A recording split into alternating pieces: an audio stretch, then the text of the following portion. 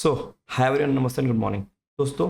जिन भी बच्चों का एग्ज़ाम सीए फाइनल का सितंबर 2025 अटेम्प्ट के ड्यू है, उनके लिए इस वीडियो में डिस्कस करेंगे revision plan, proper strategies, mistakes to be avoided जो आपको बिल्कुल से भी अवॉइड करनी चाहिए।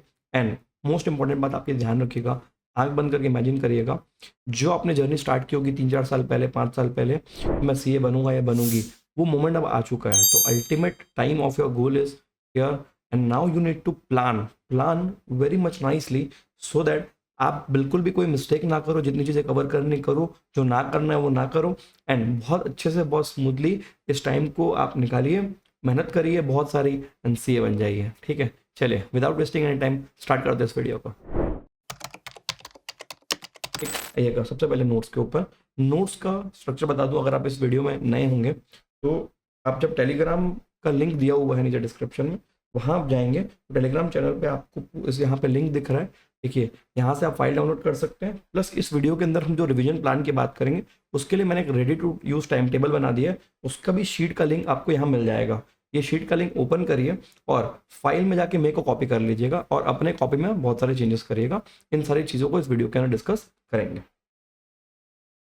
आइए, तो नाउ सबसे पहले शीट को अगर आप प्रिंट करेंगे तो वहाँ पे सपोज मेरा नाम दीपक पटेल है, मैं आपके जगह पे रहूँगा, मैं यहाँ पे लिखूँगा सीए दीपक पटेल। ठीक है, ये आप जरूर से करें, इससे क्या होता है, मज़ा आता है, हम अपने गोल से थोड़ा इंक्लाइंड होते हैं। और कोई भी जर्नी स्टार्ट करने से पहले one thing you should make sure, that is कि आप अपने गोल को, जो आपका गोल है सीए बनने का, उसको हम मेजरेबल स्टेप्स में कन्वर्ट करेंगे और दिमाग के अंदर अपना वाई क्लियर कर लें। अब सर ये वाई क्या होता है? वाई का मतलब आप ये कोर्स क्यों कर रहे हो, आपने ये सपना क्यों देखा था, उसमें थोड़ा और इमोशनली हैवी हो जाइए। किसी ने आपकी बेइज्जती की है, वो चीज़ ध्यान रखिए, वो आपको छोड़ के गया, वो चीज़ ध्यान रखिए। एंड मोस्ट इंपॉर्टेंटली खुद की रिस्पेक्ट करने के लिए आपको इसको बहुत अच्छे से क्लियर करना। लास्ट एकदम स्टेज पे आके बाउंड्री पे आप खड़े हैं, तो इन चीज़ों का ध्यान रखें। Your big goal is approaching, let's plan and gear up. And remember one thing, failing to plan is planning to fail, that you already know. So let's make a better plan together and let's achieve your goals. सबसे पहले हमारे पास क्या time available है उसकी बात कर ली जाए। मई के 15 डेज अवेलेबल है, अगर आप 15 से काउंट करते हो तो 2-3 दिन बीच के मैंने उड़ा दिए प्लानिंग के अंदर। फिर जून में 30 डेज है, जुलाई में 31 डेज, अगस्त में 31 डेज, इतने डेज अवेलेबल है। इनका जब आप टोटल करते हो तो 107 आएगा। तो मैं प्लानिंग के लिए 105 डेज कंसिडर कर रहा हूँ। दूसरे हो सकता है आप इधर उधर हो जाओ या तबीयत खराब हो, ऊपर नीचे कुछ भी, मतलब बीच में हम ब्रेक भी डालेंगे, हम घूमने भी जाएंगे। रिवीजन प्लान में घूमना भी इंक्लूडेड है। ठीक है, तो यहाँ पे आप 48 डेज में फर्स्ट रिवीजन कर रहे होंगे, and then second revision, third and fourth revision. तो जो मैंने प्लान बनाया आपके लिए, 4 रिवीजन बनाए, और हर रिवीजन कंप्लीट होते ही आप मॉक सॉल्व कर पाओगे। वैसा वाला भी एक दिन यहाँ पे सेट करके रखा हुआ है। Now out of 105 days you already have, you can plan for 4 revision. ठीक है, 4 रिवीजन आप प्लान कर सकते हो और हर बार मॉक दिखोगे, मतलब 4 रिवीजन, 4 मॉक पर सब्जेक्ट। तो एग्जाम जब देने जा रहे होगे, अगर आपका पहला अटेम्प्ट है तो आप एग्जाम में जो बैठोगे ना, वो वर्चुअली आपका 5th अटेम्प्ट हो जाएगा, क्योंकि 4 तो आप अपने टेबल पे दे रखे होगे। अगर आप, if you stick to the plan, and if you don't, वो टेबल तो आपको सिखाएगी कि फेल होना क्या होता है। अगर किसी को भी फेल ना होना, ध्यान दीजिएगा बेटा, जितने भी रैंकर्स हैं, आप चाहे किसी का भी वीडियो उठा के देख लीजिए, वो एक बात एकदम कॉमन बोलते हैं, that is mock and mock, blatantly solve lots of mock papers, so that आप 4 अटेम्प्ट अपने टेबल पे दे दोगे ना, 5वां सीधा जाके एग्जाम में दोगे, आप फोड़ के आओगे वहाँ पे। ध्यान देना इस बात पे, राइट। तो फर्स्ट रिवीजन मैंने रखा है 8 डेज पर सब्जेक्ट, पहला रिवीजन एग्जॉस्टिव। अब सर कई लोग ये डिबेट करेंगे कि 10 दिन लगते, नहीं, 8 दिन बहुत सफिशिएंट है। अब वैसे तो आप अगर 15 दिन भी अलॉट करोगे ना तो आप नहीं कर पाओगे, because more time you give to it, more lethargy and more procrastination you do with it. तो आप ध्यान रखिएगा, 8 days is very sufficient for the first revision. 8 दिन होगा ना, टाइम वेस्ट नहीं करोगे। 10 दिन दोगे, 12 दिन दोगे, तो वहाँ पे बीच बीच में आपका वो प्रोक्रास्टिनेशन फेस चलता रहेगा। 8 days is very much effective, and उसमें भी 7 दिन पढ़ाई करोगे, 8वें दिन आप मॉक लिख रहे होगे। ठीक है, मैंने सब्जेक्ट को फर्स्ट टाइम उठाया, 7 दिन पढ़ा, 8वें दिन मॉक लिखा, तो ये मेरी फर्स्ट रिवीजन कंप्लीट होती है। बिना मॉक के रिवीजन कंप्लीट नहीं गिना जाएगा। अब इसमें एक चीज़ ध्यान रखना कि जब आप पहला मॉक लिखोगे 3 घंटा में बैठना, भले आपसे ना बन रहा हो, आप अपने आप को फोर्स करना, ये फील कराने के लिए you are sitting in the examination hall and आपको यहाँ से उठना अलाउड नहीं है। जितना बने, आपसे 40% बने आप 40% बनाइए, आपसे 50% बनिए 50% बनाइए। पहला वाला मॉक हो सकता है खराब जाए। हमको यह मार्क्स से मतलब नहीं, हमको एग्जाम के एनवायरनमेंट से मतलब है, और ये देखना है कि 7 दिन बाद भी हम शायद नहीं कर पा रहे होंगे। वेरी गुड, अगर नहीं कर पा रहे हो तो वेरी गुड, कोई दिक्कत नहीं। वेरी गुड क्यों बोल रहे हो वो आपको नेक्स्ट रिविजन वाले प्लान में बताता हूँ। जब आपका ये 8 डेज इंटू 6 हो जाए तो ये 48 डेज हो जाएंगे। तो आप देख लीजिए मई जून दोनों मिला के आप सिर्फ फर्स्ट रिविजन कर रहे होगे, मई जून दोनों मिला के first revision. Next third revision पे आप सेकंड रिविजन पे आएंगे। सेकंड रिवीजन हम करेंगे पर सब्जेक्ट 5 डेज। मतलब क्या होगा सर, 4 दिन पढ़ाई करिए, 1 दिन मॉक लिखिए, फिर 4 दिन पढ़ाई करिए, फिर 1 दिन मॉक लिखिए, फिर 4 दिन पढ़ाई, फिर 1 दिन मॉक, ऐसा करके 6 सब्जेक्ट लिए करना है। अब इसके अंदर आपको 30 डेज लग जाएंगे। ये आपका आ जाएगा जुलाई। जुलाई में आप सेकंड रिवीजन करोगे, पूरा जुलाई आपका सेकंड रिवीजन। तो देखिए एग्जाम कब है, सितंबर में, और जुलाई तक हमारे 2 रिविजन हो चुके हैं और हर सब्जेक्ट के हमने अभी तक 2-2 मॉक लिख लिए होंगे। ठीक, फिर जो हमारा थर्ड एंड फोर्थ रिविजन रहेगा वो अगस्त में होने वाला है। ठीक, अब आइएगा थर्ड रिवीजन के ऊपर। थर्ड रिवीजन जो आपका अगस्त में होगा उसमें 3 डेज आप एक सब्जेक्ट को लगाएंगे। मतलब 2 दिन पढ़ाई करिए, 1 दिन मॉक लिखिए, 2 दिन पढ़ाई, 1 दिन मॉक, 2 दिन पढ़ाई, 1 दिन मॉक। इस तरीके से आपके 18 डेज हो जाएंगे। आपके 3 रिवीजन कंप्लीट हो चुके हैं एंड फोर्थ रिवीजन आपका 1.5 डेज का होगा, जो कि पूरा का पूरा एग्जाम का सिमुलेशन होगा। मतलब पूरा आप एग्जाम को रेप्लिकेट करोगे।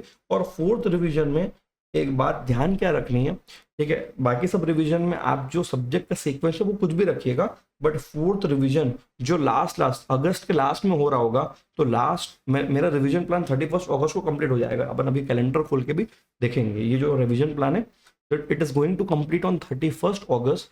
तो लास्ट का जो ये 2 डेज है ना, ये आप कंपलसरी कौन सा सब्जेक्ट को दोगे पता है, paper number 1 that is FR को देंगे, राइट। क्योंकि वहां पे सितंबर में हो सकता है एग्जाम शायद आपको 1 या 2 को हो गए, तो आपका जो लास्ट का 3 या 4 दिन जो होगा कंपोजिटली वो FR की एग्जाम को ऑटोमेटिकली डेडिकेट हो जाएगा। जब आप लास्ट वाला पेपर यहाँ पे कौन सा लिखोगे, आप FR लिख लो। फिर आपके 2 दिन वहां मिल जाएंगे आपको सितंबर में, 1, 2, 3 कोई भी तारीख को पेपर हो रहा होगा। सपोज 3 को पेपर का टाइम टेबल आता है, तो फिर क्या होने वाला है, फर्स्ट और सेकंड को आप फिर अगेन जो पेपर के हिसाब से जो रिवीजन होगा वो कर लेना। तो आपको टोटल 3 to 4 डेज मिल जाएंगे FR को प्रिपेयर करने के लिए।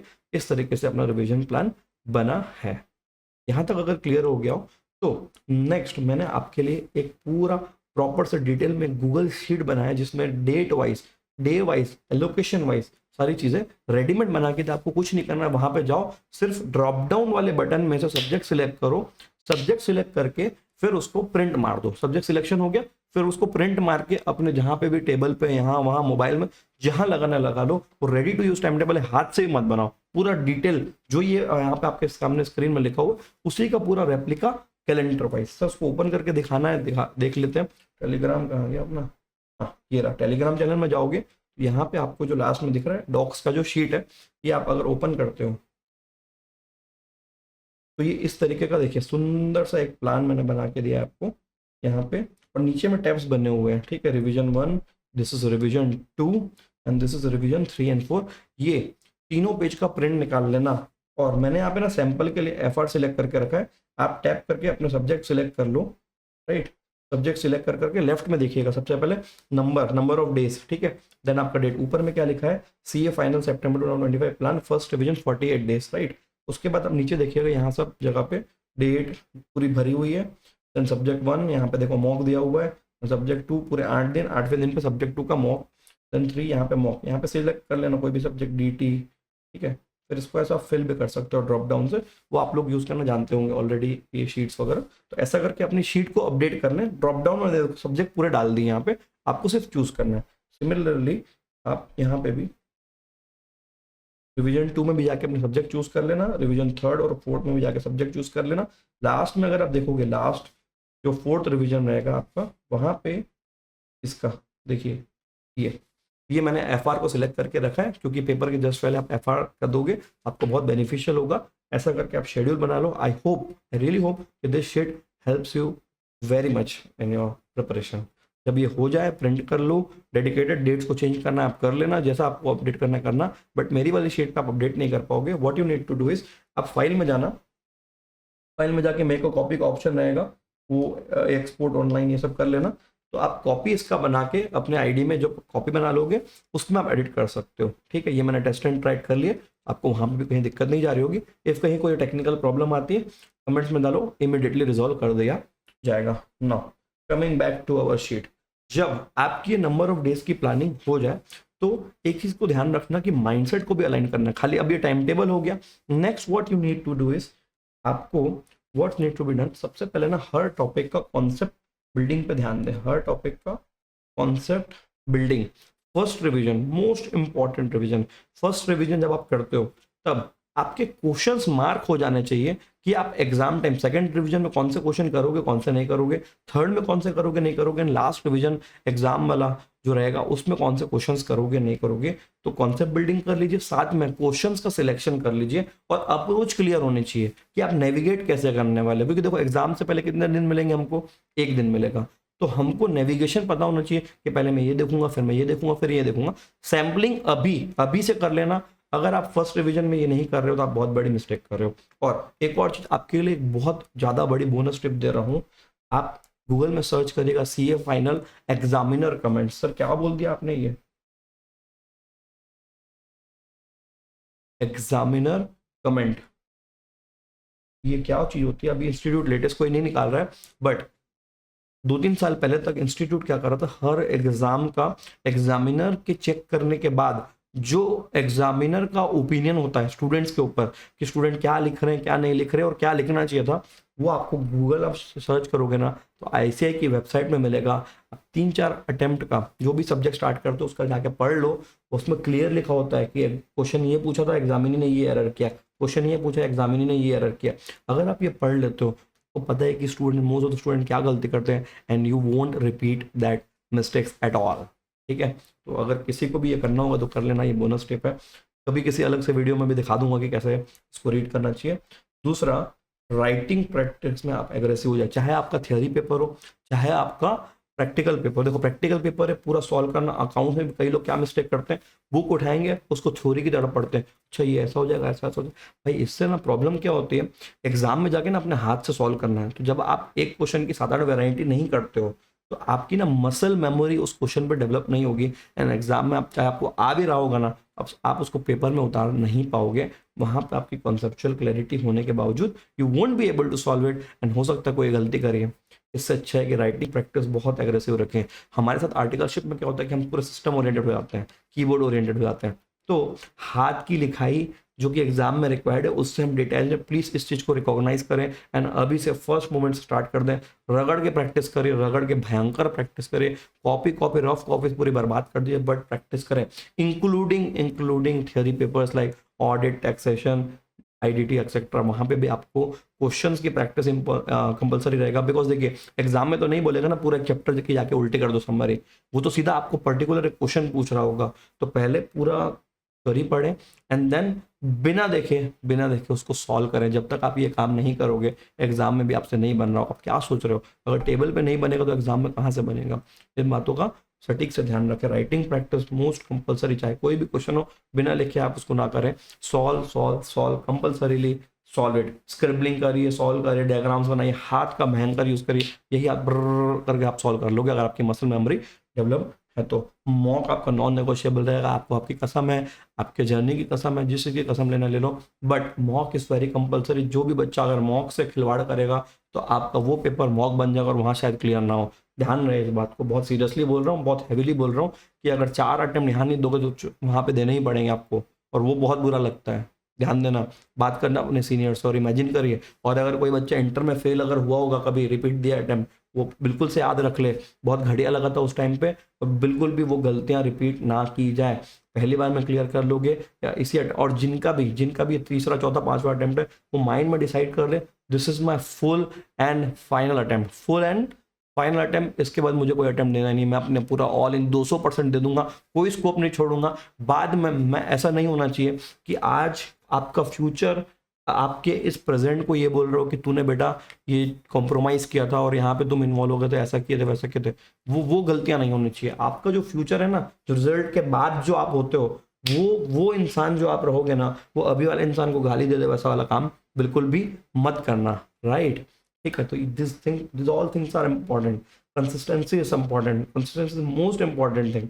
कंसिस्टेंसी का मतलब है कि जो भी आप टाइम टेबल बनाओगे ना उसमें पूरा पूरा स्टिक करोगे, और फालतू इमोशन को इसमें बीच मत। अभी अपना सबसे हेवीएस्ट इमोशन इस सिलेबस को, इस कोर्स को रखें, सो दैट आपकी सबसे बड़ी एस्पिरेशन ये हो जाए। नेक्स्ट, अब डेली शेड्यूल में what I would suggest you is आप 30 मिनट की वॉक या कोई फिजिकल एक्टिविटी रख लें। अब देखो वॉक करने से होगा क्या कि आपकी बॉडी के अंदर एक्स्ट्रा एक्स्ट्रा ऑक्सीजन जा रहा होगा, एंड वो एक्स्ट्रा ऑक्सीजन आपके ब्रेन के डेवलपमेंट में काम करता है। You will feel good and it is really necessary. आप करके देखना एटलीस्ट फर्स्ट रिविजन तक, आपको ना डिफरेंस समझ में आ रहा होगा। अगर आपकी 2 से 3 चीजें अगर बहुत अलाइंड है ना, आपकी बॉडी गजब काम कर रही होगी। एक होता है 30 मिनट्स की वॉक, दूसरा होगा 7 आवर्स की स्लीप कंपलसरी है। See I really don't want you कि आप रात भर ना सो एंड मतलब आधी नींद में मतलब एकदम बेढंगे टाइप का पढ़ो, क्योंकि उस पॉइंट ऑफ टाइम अगर आप 12 घंटे भी पढ़ रहे होगे ना, आपसे 3 घंटे की भी पढ़ाई नहीं होगी, गारंटी दे रहा हूँ। ये बात बहुत सीरियसली सुनिएगा। कोई भी बच्चा एग्जाम तक 7 घंटा सोना यार, बट उसके बाद जब सपोज यार आपके पास 24 आवर्स है, उसमें से अगर आप 7 आवर्स सो जाते हो, राइट, तो कितने बचते? 4 इधर और 3 उधर, कितने घंटे बच गए? 17 आवर्स बचते हैं। इसमें से अगर आपका -2 भी इधर उधर कर दूं, राइट, 2 आवर्स भी इधर उधर कर दूं, तो कितना बच रहा है? 15 आवर्स बच रहा है। इसमें से भी 2-3 घंटा आपको इधर उधर जाएगा। आप इफेक्टिवली, अगर इफेक्टिवली मतलब 12 घंटे में 12 घंटे का आउटपुट। यार एक लॉ होता है, लॉ क्या बोलता है, पार्किंसंस लॉ, किसी भी काम को आप कितना भी टाइम देंगे ना उतने टाइम में वो हो जाएगा, एक। और दूसरा होता है डीप वर्क का लॉ। डीप वर्क का लॉ ये बोलता है कि दुनिया में ऐसे कई लोग हैं जो 4 घंटा काम करते हैं लेकिन आउटपुट 8 घंटे का निकालते हैं। कई ऐसे भी लोग होते हैं जो 8 घंटे काम करके 2 घंटे का भी आउटपुट नहीं निकाल पा रहे होते हैं। वो जो सेकंड कैटेगरी जो जो कम आउटपुट निकाल रहे हैं, उनके साथ प्रॉब्लम क्या है कि उनकी mind and body, your machine is not aligned. उसको अलाइन करने के लिए you need regular sleep and bit of exercise, good food. बिल्कुल भी अगर कोई भी फूडी बच्चा है, जो कि आप लोग बहुत सारे लोग होते हैं, mayonnaise and lots of burgers and everything, भैया आप लोग एक बात ध्यान रख रहे हैं, जंक डालेंगे शरीर के अंदर, जंक डालेंगे तो आउटपुट भी जंक ही आने वाला है, ठीक है। Input is equal to output. तो अगर आप जंक डालोगे तो आउटपुट इज जंक, आपकी एनर्जी जंक रहेगी। क्लीन ईटिंग करिए, ढंग का खाना खाएं, घर का खाना खाएं, बेस्ट खाना खाएं, और बीच बीच में जब आपका ब्रेक का समय आएगा तब आप बाहर जाके अगर कुछ कर भी रहे हो तो I won't say anything, but still go for the hygienic one. Because अगर आपका पेट खराब होता है, फूड पॉइजनिंग होती है, 3 to 4 days का अगर आपका इधर उधर हो गया, आप देख सकते हो कॉस्ट क्या हो सकती है, राइट। तो इस बात पे जो विश्वास करेगा वो आगे बढ़ जाएगा, और बाकी फेलियर्स लोगों की तो क्वांटिटी बहुत ज़्यादा है ही है, वो अगली बार मेरी बात पे विश्वास करेंगे। तो जिनको इस बार पास होना वो विश्वास कर ले, राइट। डिजिटल डिसिप्लिन आपको बहुत रखना है, रिलेशनशिप मैनेजमेंट बहुत ज़्यादा रखना है। देखिए डिजिटल डिसिप्लिन में आपके गेम खेलना, सोशल इंस्टाग्राम, मैं मना नहीं करूँगा मत करना, लेकिन उसको बहुत नेग्लिजिबल रखिए। सबसे यार मतलब आप पढ़ाई कर रहे हो नहीं कर रहे हो, it doesn't matter, but the problem is that कोई इंसान ही है कि जो जिसका screen time 2 hours 3 hours 4 hours है, वो ये शेड्यूल में कहाँ से टाइम निकाल के लाएगा। खुद समझिएगा कि उसका जो यूज़ है वो बहुत मिनिमल 10-15 मिनट्स कर लेना, जब आपको दिन में एक आध बार, बट ज़्यादा मत। अभी आपके पास कुछ है ही नहीं ना वहाँ दिखाने के लिए। जब आप क्लियर हो जाओगे तो पोस्ट करना ना बढ़िया से, मज़ा आएगा। बट अभी उन चीज़ों से रिस्ट्रिक्ट हो जाइए। Let's get into the deep work mode, let's acquire something. हम कुछ हासिल कर लेते हैं। जिस दिन हम सीए बनेंगे उस दिन हम पूरे सोशल मीडिया में बैठे होंगे विराजमान होके, फोटोज डालेंगे, ये डालेंगे, कमेंट बाजी, and everything will do, it's necessary, मज़ा भी आ रहा होगा, but let's build something first, right. अब रिलेशनशिप मैनेजमेंट में क्या होता है कि कुछ लोग आप में से जो रिलेशनशिप्स में होते हैं, या आपकी जो फ्रेंडशिप्स है वो भी रिलेशनशिप में ही काउंट होती है, नॉट दैट खाली बाबू सोना वाला रिलेशनशिप।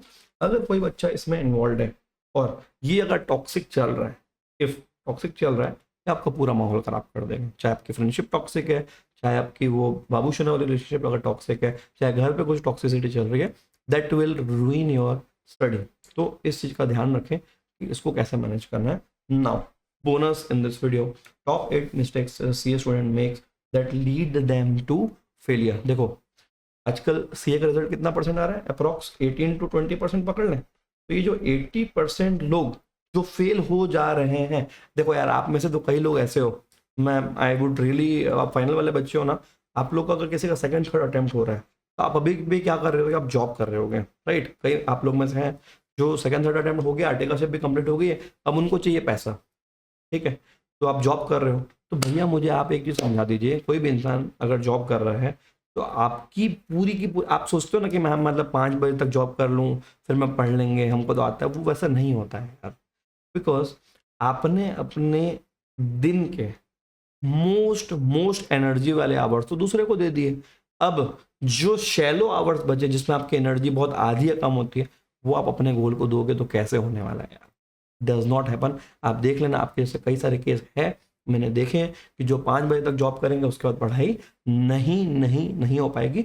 अगर आप एग्जाम के लिए सीरियस हो, एक बार को अपना जॉब छोड़ दो 6 महीने के लिए, कोई ऐसा दुनिया पलट नहीं जाएगा। बिकॉज जब आप 6 महीने के लिए जॉब छोड़ते हो एंड देन अगर आपके घर में एकदम इमीडिएट कोई अदर प्रॉब्लम ना हो, ये वाली बात भी सुन लें, तो अगर आप जॉब छोड़ते हो 6 महीने के लिए, अपने गोल को डेडिकेट एक बार को दे दो, आर या पार हो जाएगा, फिर क्या क्लियर हो जाएगा कि कल निकल रहा है कि नहीं निकल रहा। अब इन चीज़ों पर ध्यान दिया जाए। जब आप जॉब छोड़ दोगे 6 महीना पूरा फोकस यहाँ पे रहेगा, क्लियर कर लोगे, तो अभी सपोज आप XYZ कुछ भी अमाउंट कमाओगे ना, CA बनने के बाद आप 10x कमाओगे। तो जो भी कमा रहे हो 10 महीने में, वो वहाँ 1 महीने में कमा रहे होगे। इस बात को समझिए आप, ठीक है? तो current 10 month income is equal to CA बनने के बाद की 1 मंथ इनकम। तो बिल्कुल भी इस अपॉर्चुनिटी को लूज ना करें। फाइनल तक आ गए, बाउंड्री वॉल सामने खड़ी है। बेटर अप्रोच के लिए अगर कोई भी क्वेश्चन हो माइंड में तो प्लीज कमेंट में डालिए and I will be happy to help you guys, right? ठीक है, तो सबसे पहले आपके लाइफ में, आपके घर पे, आपके दोस्तों में कुछ ना कुछ ऊपर नीचे चीजें चलते होती हैं, साथ में आपकी CA जर्नी भी चल रही है। तो आपको क्या करना है, अपनी CA जर्नी को सबसे टॉप प्रायोरिटी पे रखना है, बाकी चीज़ों को साइड कर देना है। ठीक है, बाकी चीज़ों को साइड कर दीजिए टेम्परेरीली। क्यों? क्योंकि जब आप CA क्लियर कर लोगे ना, तो आपके पास कुछ चीज़ों को एग्जीक्यूट करने का पावर भी आ जाएगा, डिसीजन का पावर भी आ जाएगा। तब ये डिसीजन में घुसना ना, अभी अपना जो अटेंशन है उसको कहाँ रखना है, देखो लेफ्ट राइट देखना ही नहीं, सीधा फोकस करना है अपनी स्टडीज के ऊपर। लेफ्ट राइट मत देखें, सीधा अपने फोकस करिए स्टडीज के ऊपर। जब कुछ हासिल कर लोगे तो आपकी बात में वजन भी आ जाएगा, तब अगर इन्वॉल्व होना तो ना, but don't give your attention at the very critical time of your life, most important, right? Ignoring your diet वाली बात तो बहुत अच्छे से अपनी हो गई है। नेक्स्ट अपना रहेगा इग्नोरिंग द इंस्टीट्यूट्स मटेरियल। कई बच्चे ऐसे हैं जो इंस्टीट्यूट के मटेरियल को इग्नोर करते हैं, RTP MTPs etcetera mock papers, तो प्लीज उसको इग्नोर ना करें। इवन एग्जामिनर कमेंट जो मैं बोल रहा हूँ वो भी इंस्टीट्यूट का ही मटेरियल है, right? Wasting the golden window, शुरू के जो 3 महीने हैं वो भयंकर वेस्ट करने, क्योंकि हम तो अभी ऑफिस से आज़ादी हुए हैं, माहौल मचाएंगे, ये करेंगे, लास्ट के 2 महीना 1.5 महीना पढ़ोगे, नहीं हो पाएगा sir, that's not doable, that's not feasible, right? Presentation in keywords को आप इग्नोर करते हैं। जब आप फर्स्ट रिवीजन कर, ध्यान दीजिएगा, दिमाग के अंदर वो लैंग्वेज डेवलप करने की कोशिश करिए, वहाँ पे इमोशन मत घुसाइए, घटिया है लैंग्वेज, ये है वो है, खास करके आप लोग जो ऑडिट के साथ करते हैं, ठीक? तो बिल्कुल भी ना करें और उसको ग्रैप करने की कोशिश करें। जब आप उसको ग्रैप करने की कोशिश करेंगे तो then your mind will grasp it to the level of 50-60%, that is what is required in the examination. तो उतना आप करके जाइए, कीवर्ड्स पे ध्यान दें, दिमाग को बताएं कि भैया ये कीवर्ड है, राइट? तो उसको ध्यान दें, section conclusion etcetera. Getting distracted by productive distraction, bar bar YouTube खोल के देखना कि आज क्या नया आया। देखो यार, वो सब चीज़ों का ना एक शेड्यूल सेट कर लीजिए दिन में, कि मैं रात को सोने से पहले देख लूंगा। एंड यार आपके फ्रेंड्स भी होंगे ना जो आपको कुछ चीज़ें होंगी तो दे देंगे आपको मटेरियल वगैरह, राइट? तो वो चीज़ों का ध्यान दें। Burning out and over scheduling, यार देखो it is not practically possible to go beyond 12 hours. तो 12 आवर्स के ऊपर की प्लानिंग करो ही मत, वो घटिया प्लानिंग होगी। आप खुद सोचो ना यार, मतलब कॉमन सेंस से, कि 12 घंटे के ऊपर आप पढ़ भी नहीं सकते हो, बैठे भी रहोगे ना टेबल पे, वो सिर्फ अपने आप को दिलासा दे रहे हो, आप नहीं पढ़ रहे हो। It is a practical thing. 12 hours पढ़ो, डीप वर्क करो, बीच बीच में ब्रेक्स लेके करो, सो दैट आपका 12 आवर में आउटपुट 18 घंटे का निकल सकता है, if you decide so, if you believe so. और ये होता है, मैक्सिमम आउटपुट वाले लोग, मैक्सिमम एफिशिएंसी वाले लोग ये चीज़ें करते हैं, ठीक है? लो सेल्फ बिलीफ अगर देख लो यार, मेरे से होगा नहीं होगा, सेल्फ डाउट मत क्या करो, होगा यार, हमसे नहीं होगा तो किससे होगा? अपने आप पे 200% भरोसा रखिए, तभी आप उस रिजल्ट तक पहुंच सकते हो। Be an over confident person at the time of low self esteem. बिल्कुल भी आप एनसाइटी वगैरह के मूड में ना जाए, बढ़िया से प्रिपरेशन करें एंड मोस्ट इंपॉर्टेंटली प्रोकास्टिनेशन ना करें। बिकॉज प्रोकास्टिनेशन से क्या होता है, अभी जब आप ये टाइम पास कर रहे हो ना, बाद में ना उसका स्ट्रेस आता है। बेटर है अभी हार्डवर्क कर लो, फिर एंजॉय करना, हार्डवर्क एंजॉय, हार्डवर्क एंजॉय। और जितने भी शेड्यूल्स है, बीच बीच में एक चीज़ ध्यान रखें, सपोज संडे इवनिंग है, संडे इवनिंग आती है तो मेरा मन नहीं करता था पढ़ने का, तो what I used to do is, मैं चले जाता था शाम को बाहर। तो अगर आप टेबल पे बैठे हो और एकदम नहीं कर रहे हैं मन संडे को, एक टाइम फिक्स रखो, पूरे शेड्यूल में एक टाइम फिक्स रखो कि संडे को शाम को मैं 2 घंटा बिल्कुल जाऊंगा, जाके पूरा घूम के आऊंगा। हर संडे शाम को 2 घंटे अपने लिए रखिए, शाम को 6 से लेकर 8 बजे तक या 7 से लेकर 9 बजे तक, और भयंकर घूम के आइए, माइंड फ्रेश हो जाएगा, उतना आप अपने आप को अलाउ कर सकते हो, बिकॉज नंबर ऑफ डेज बचे, बट वो शेड्यूल आपके हिसाब से होगा। प्रॉब्लम कहाँ जाती है, हमको कौन सा वाला नहीं घूमना, हमको रैंडमली जो फोन होता है, चल अभी चल भाई, चल बहन चल, उनको ब्रो चल, उनको आप अवॉइड करें। आप अपना टाइम सेट कर दे कि मैं संडे को इस टाइम से इस टाइम तक निकलूंगा तो निकलूंगा, वो आप अपने मन से जाइए, माइंड फ्रेश होगा, मजा आ रहा होगा। आई रियली होप कि ये वीडियो आपके लिए बहुत हेल्पफुल रहे and your journey becomes very smooth, and I really want you guys to become chartered accountants in this September 25 attempt, जिसका रिजल्ट शायद अक्टूबर नवंबर में आ रहा होगा, तो आपकी दिवाली भी माहौल वाली बन जाएगी। I really hope all the best and all the wishes to you guys. बहुत मेहनत करें और अपने आप को प्राउड फील कराएं, अपने पेरेंट्स के लिए प्राउड फील कराएं, and most important I will be really proud if you guys clear see, आप जस्ट बाउंड्री पे खड़े हैं। प्लीज़ मेक श्योर कोई भी मिस्टेक ना करें, all required steps to be done, जितनी भी चीज़ अवॉइड करनी है वो हो जाए, टाइम टेबल्स प्रॉपर से फॉलो करें, and please be 200% dedicated to your course from the whole heart and the whole mind. I really hope that you guys clear. With that, bye everyone, take care, have a nice day.